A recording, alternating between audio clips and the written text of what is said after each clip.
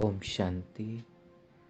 आज हम मीठे बाबा की अव्यक्त मुरली, जिसका ओरिजिनल डेट है 9 दिसंबर 1993 की, उसे रिवाइज करेंगे, जिसका टाइटल है एकाग्रता की शक्ति से दृढ़ता द्वारा सफलता की प्राप्ति। तो इस मुरली में बाबा एकाग्रता की शक्ति की 7 फायदा बताए हैं और एकाग्रता से कैसे दृढ़ता आएगी, उससे कैसे सफलता मिलेगी, उसके बारे में भी बताए हैं। और साथ साथ बाबा ने ब्राह्मण परिवार की 4 विशेषताएं भी बताए हैं। और पर्सनल मुलाकात में बाबा विशेष समय के प्रति हमारे अटेंशन पुनः खिंचवाए हैं कि वर्तमान समय के हिसाब से कैसे हम चढ़ती कला से उड़ती कला की ओर ट्रांसफर होंगे, और उड़ती कला आत्मा की क्या निशानी है वो भी बताए हैं। तो मुरली की शुरुआत में बाबा कह रहे हैं, आज ब्राह्मण संसार के रचता अपने चारों ओर के ब्राह्मण परिवार को देख हर्षित हो रहे हैं। फिर बाबा इस ब्राह्मण परिवार की 4 विशेषताएं बताए हैं। पहला, छोटा सा न्यारा और अति प्यारा अलौकिक ब्राह्मण संसार है। छोटा सा है, न्यारा भी है और प्यारा है, अलौकिक है। दूसरा पॉइंट, ड्रामा में अति श्रेष्ठ यह ब्राह्मण संसार है, क्योंकि इस ब्राह्मण संसार की हर एक गतिविधि भी न्यारी है और विशेष है। हम जानते हैं ना, ब्राह्मणों की हर एक गतिविधि कितनी विशेष है, न्यारी है। तीसरा है, ब्राह्मण संसार में ब्राह्मण आत्माएं भी विश्व में से विशेष आत्माएं हैं, इसीलिए यह विशेष आत्माओं का संसार है। बाबा ने कहते हैं ना, हम सब कौन है, कोटों में कोई और कोई में भी कोई आत्मा है। बाबा ऐसे कहते हैं, ब्राह्मण के लास्ट की आत्मा से भी संसार में करोड़ों करोड़ों आत्माओं से श्रेष्ठ है। और चौथी पॉइंट है, हर ब्राह्मण आत्मा की श्रेष्ठ बुद्धि, श्रेष्ठ दृष्टि और श्रेष्ठ कृति विश्व की सर्व आत्माओं के लिए श्रेष्ठ बनाने का निमित्त है। तो ऐसे बाबा ने ब्राह्मण संसार की, ब्राह्मण परिवार की महिमा की। फिर बाबा कहते हैं, तो हर एक आत्मा के ऊपर हमारा जिम्मेवारी भी तो है कि इतना बड़ा परिवार है, तो क्या जिम्मेवारी है कि सारे विश्व को परिवर्तन करना और साथ साथ प्रकृति को भी परिवर्तन करना। ये जिम्मेवारी को बाबा ने हमको पुनः याद दिलाया है, और इसके लिए बाबा ने हमको जिम्मेवारी का ताज भी देते हैं ना। कहते ये स्मृति सदा रहे कि हम जिम्मेवार है, इसी में सभी नंबरवार है। तो बाबा कह रहे, सभी ब्राह्मण आत्मा के अंदर यह संकल्प रहता है कि हम विशेष आत्मा नंबर 1 बने, लेकिन संकल्प और कर्म में अंतर हो जाता है। इसका कारण है, सदा अपनी स्मृति को अनुभवी स्थिति में नहीं लाते हैं। बाबा कहते, सुनना जानना यहाँ तक तो ठीक है, लेकिन स्वयं को उसी स्थिति में मानकर चलना, इसमें मेजॉरिटी कभी अनुभवी बनते हैं और कभी सिर्फ मानने वाले बनते हैं। बाबा के इस अनुभव को बढ़ाने के लिए 2 विशेष महत्व को जानो। पहला है स्वयं के महत्व और दूसरे है समय के महत्व। बाबा कहते हैं, स्वयं के प्रति तो हम बहुत कुछ जानते हैं ना, क्योंकि अगर हमको कोई पूछे कि आप कौन सी आत्मा हो, हमारे पास स्वमान की कितनी बड़ी लंबी लिस्ट है, हम उसको सुना सकते हैं ना। बाबा कहते इसमें तो होशियार हो, फिर भी अनुभव में क्यों अंतर पड़ जाता है, उसकी बाबा ने कारण बताया, क्योंकि जो हम बताते हैं समय पर उसी सीट पर सेट नहीं होते हैं। बाबा का अगर सीट पर सेट हो गए ना, तो हमको कोई अपसेट नहीं कर सकता है, चाहे कोई संस्कार है, कोई कमजोर आत्माएं है, चाहे प्रकृति है, या किसी भी प्रकार की रयल माया है। बाबा कहे, स्थूल में भी अगर कोई आत्मा को एकाग्र होकर बैठने का अभ्यास नहीं शरीर का, तो हिलता डुलता रहेगा ना। ऐसे ही मन और बुद्धि को किसी भी अनुभव की सीट पर सेट नहीं होना आता है ना, तो हमें अपसेट हो जाते हैं। बाबा ने बोले कि शरीर को बिठाने के लिए जैसे श्रेष्ठ स्थूल स्थान होता है, ऐसे मन बुद्धि को बिठाने के लिए क्या चाहिए? श्रेष्ठ स्थितियों का स्थान चाहिए। बाबा ने बच्चों का यह खेल देख रहे थे। बच्चों ने कैसे अभी अभी अनुभवी की स्थिति में स्थित होते हैं, फिर कैसे हलचल में आ जाते हैं। बाबा कहते हैं बचपना का खेल, चाइल्डिश नेचर बाबा हम बच्चों का देख रहे थे कि अभी अभी देखेंगे एकाग्र और अभी अभी देखेंगे फिर स्थिति भटकती जाती है। जैसे बच्चे करते हैं ना, छोटे बच्चे चंचल होते हैं। तो बाबा ने बोला, बाबा यह देख रहे थे, इसलिए बाबा ने बोला इसके लिए क्या चाहिए? इसी समय विशेष अटेंशन चाहिए, मन और बुद्धि की एकाग्रता। फिर बाबा एकाग्रता की शक्ति की 7 फायदा बताए हैं। पहला है एकाग्रता की शक्ति सहज और निर्विघ्न बना देती है। तो दूसरा, उसी से मेहनत करने की कोई आवश्यकता नहीं। तीसरा है एकाग्रता की शक्ति स्वतः एक बाप दूसरा न कोई, यह अनुभूति सदा कराती है। चौथा, एकाग्रता की शक्ति सहज एकरस स्थिति भी बना देती है। पांचवा, एकाग्रता की शक्ति सदा सर्व के प्रति एक ही कल्याण की वृत्ति सहज बना देती है, सर्व के प्रति। छठा है एकाग्रता की शक्ति सर्व प्रति भाई भाई की दृष्टि स्वतः बना देती है। और एकाग्रता की शक्ति सातवां है एकाग्रता की शक्ति हर आत्मा के संबंध में स्नेह, सम्मान, स्वमान के कर्म सहज अनुभव कराती है। तो बाबा ऐसे 7 फायदा बताए हैं। बाबा कहते हैं इस एकाग्रता की अनुभव करने में बच्चों की कमी है। बाबा कहते बच्चे कभी श्रेष्ठ अनुभव में जाते हैं तो कभी मध्यम, कभी साधारण, इसमें ही तीनों में चक्कर लगाते रहते हैं। तो बाबा कहे इतना समर्थ बनो जो मन बुद्धि सदा आपके ऑर्डर के अनुसार चले, स्वप्न मात्र में भी, सेकंड मात्र भी हलचल में न आए, मन मालिक को परवश नहीं बनाए। क्योंकि हम मालिक है ना।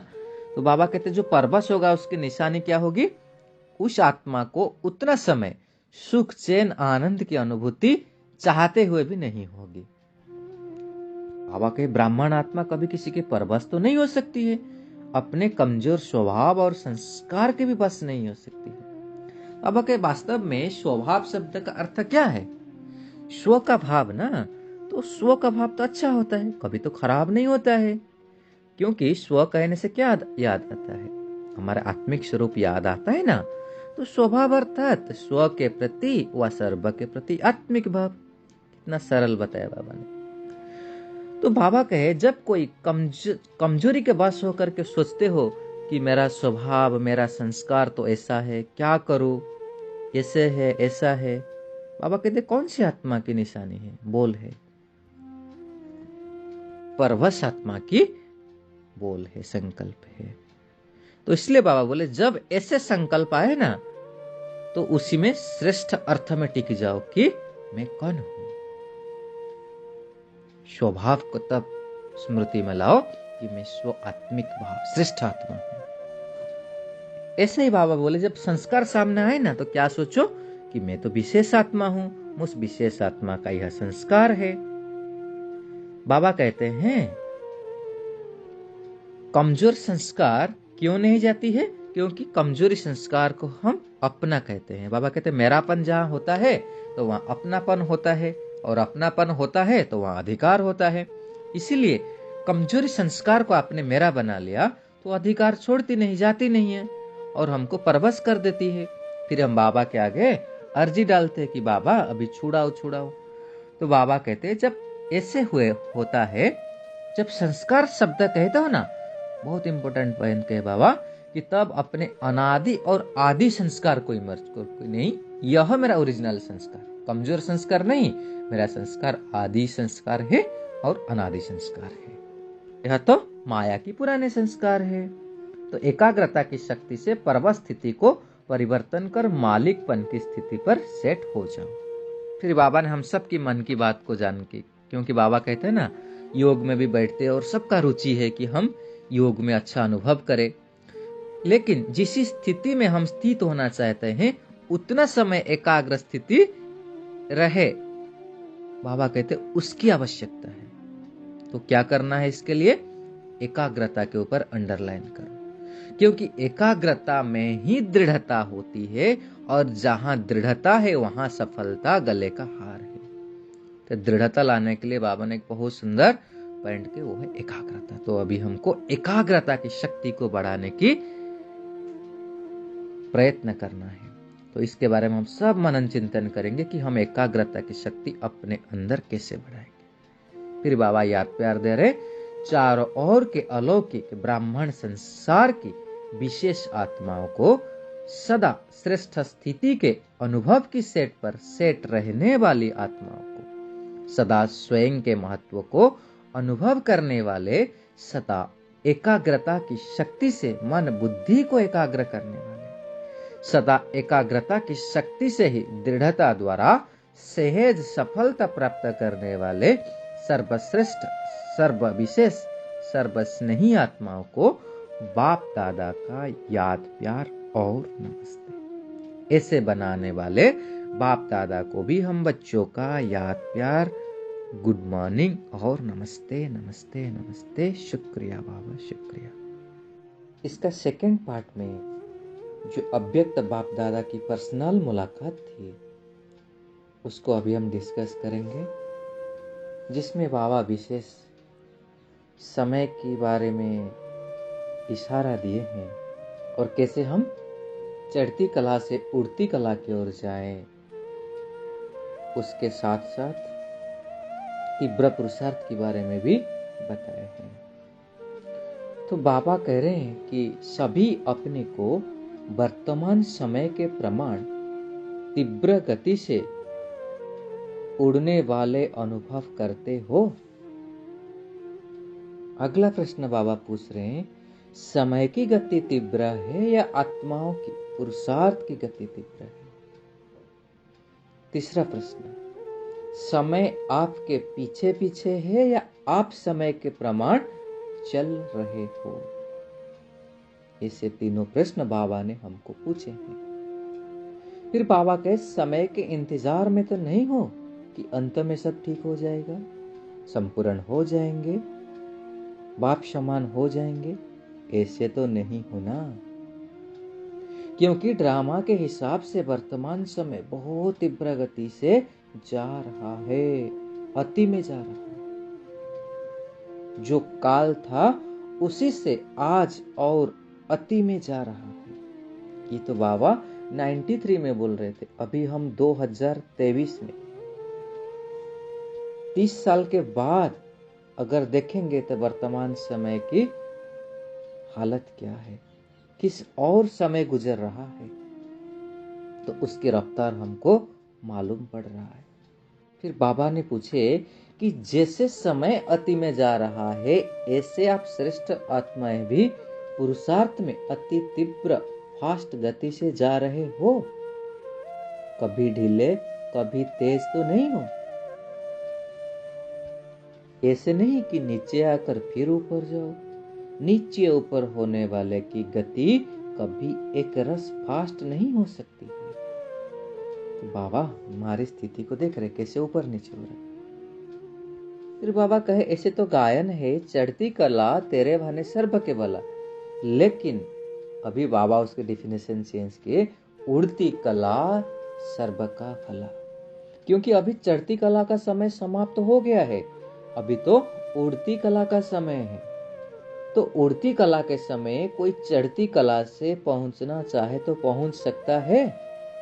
नहीं ना, क्योंकि अभी हम समय के एकदम नजदीक पहुंच गए हैं। फिर बाबा कहे, अगर थोड़ा भी बोझ होगा ना, फिर आपकी चढ़ती कला को नीचे ले आएगा। बाबा जैसे प्लेन का एग्जाम्पल दिए, अगर जब प्लेन उड़ता है उसमें अगर कोई मशीनरी में या पेट्रोल में जरा सा कचरा आ गया तो क्या हालत होती है। इसलिए जो सब मशीनरी यूज करते हैं ना प्लेन में, कितना एकदम परफेक्ट चीज रहता है, और डबल रिफाइंड पेट्रोल यूज करते हैं। इसलिए बाबा कह रहे हैं, ऐसे ही उड़ती कला से गिरती कला में आ जाते हैं अगर थोड़ा सा बोझ होगा तो। अगर यहाँ भी किसी भी प्रकार का बोझ है, चाहे अपने संस्कारों का, चाहे वायुमंडल का, चाहे किसी भी आत्मा के संबंध संपर्क का, कोई भी बोझ है तो उड़ती कला से हलचल में आ जाते हैं। फिर हम क्या करते, कारण देते हैं, कहते हैं ना, नहीं सब तो ठीक था लेकिन कारण ऐसा हो गया। बाबा करे क्या भी हो, तीव्र पुरुषार्थी सभी बातों को ऐसे क्रश करते हैं जैसे कुछ है ही नहीं, मेहनत नहीं मनोरंजन का अनुभव करेंगे। बाबा कहते स्थिति ऐसे तो कारण आएगी, लेकिन हम तीव्र पुरुषार्थी को यह मेहनत का अनुभव नहीं होगा। तो ऐसे स्थिति को कही जाती है उड़ती कला। मतलब जरा भी कोई भी चीज आकर्षित ना करे। फिर बाबा दूसरे एग्जाम्पल दिया, जब रॉकेट उड़ता है ना, वो कब उड़ता है, जब धरती के आकर्षण से परे हो जाता है। क्योंकि जब तक वो ग्रेविटेशनल फोर्स के अंदर है फिर उड़ नहीं पाएगा ना चाहते हुए भी नीचे आ जाएगा। तो कोई भी आकर्षण ऊपर नहीं ले जा सकती है, हमको संपूर्ण बना नहीं देगी अगर कोई आकर्षण इधर होगी तो। इसलिए बाबा कहे चेक करो, संकल्प में भी कोई आकर्षण आकर्षित तो नहीं कर रहा है, शिवाय बाप के और कोई आकर्षण नहीं हो। फिर बाबा ने स्मृति दिया ला रहे कि ऐसे तीव्र पुरुषार्थी बने हो, कितने बार ऐसे बने, अनेक बार बने हो ना, आप ही बने हैं या दूसरे कोई बना था। तो बाबा ने स्मृति दिला रहे, कल्प पहले वाली स्मृति। फिर बाबा हम सबको नंबर 1 में आने के लिए कह रहे हैं। बाबा कहे चाहे नंबर 1 एक है, लेकिन नंबर 1 डिवीजन तो बहुत है ना, मतलब फर्स्ट डिवीजन में तो आ सकते हैं ना। इसलिए बाबा कहे आपका खुला भंडारा है, अखुट है, जितना लेना चाहे ले सकते हो। अखुट खजाने के मालिक हो ना, बालक सो मालिक हो। तो बाबा कहे सदा खुशी में रहने वाले हो या कभी कभी थोड़ी दुख की लहर स्वप्न में भी आ सकती है। संकल्प तो छोड़ो, लेकिन स्वप्न में भी नहीं आ सकती है दुख की लहर, इसको कहा जाता है नंबर 1। तो बाबा करे ऐसे कमाल करके दिखाओ। फिर आगे बाबा दिल्ली वाले से मिलते हुए कह रहे हैं, दिल्ली को दिल तो कहते हैं, जैसा दिल होगा वैसे शरीर चलेगा ना। तो आधार क्या होता है, दिल। तो दिल है दिलाराम की दिल, तो नशा है ना कि हम दिलाराम की दिल है। कितनी बड़ी बाबा कहे कि हम दिलाराम की दिल है। तो अभी अपने श्रेष्ठ संकल्प से स्वयं और विश्व को परिवर्तन करो। संकल्प किया और कर्म हुआ। ऐसे नहीं कि सोचा तो बहुत था लेकिन बहुत कम होता है। बाबा कहते हैं तीव्र पुरुषार्थी नहीं। तीव्र पुरुषार्थी के डेफिनेशन क्या बताया बाबा, तीव्र पुरुषार्थी अर्थात संकल्प और कर्म समान हो तब ही बाप समान कहेंगे।